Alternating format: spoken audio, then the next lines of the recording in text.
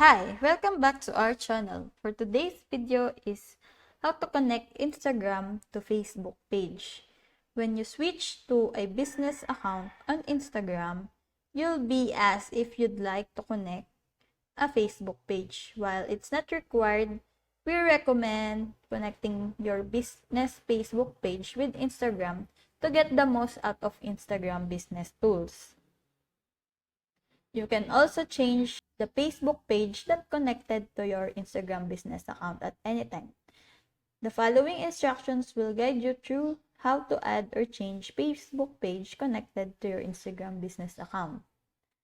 You may need to convert to an Instagram professional account to link to a Facebook page if the Facebook page is owned in Meta Business Manager. Your personal Facebook account must have an admin role on the page you'd like to connect to. If the page isn't in the drop-down on your Instagram profile, check your page settings on Facebook to determine if you have an admin role.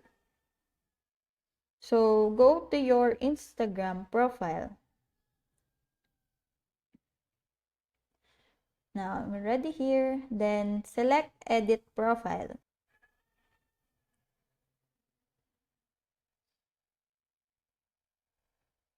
Then, under Public Business Information, select Page.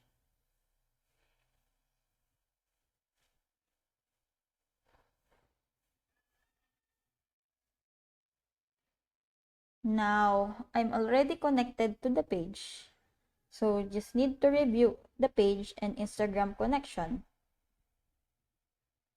So, here, currently, your account connection only includes some features across Facebook and Instagram. So, just press continue.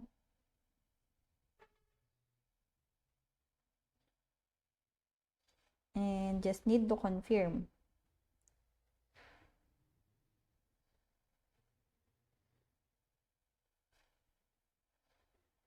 So, you just need to confirm Facebook page and Instagram connection. Make sure that you are the admin of the page and just confirm that. So, that's it. I hope that this video helps. If you have any questions or comments, kindly put it in the comment section below. And if not, don't forget to subscribe and like. Thanks!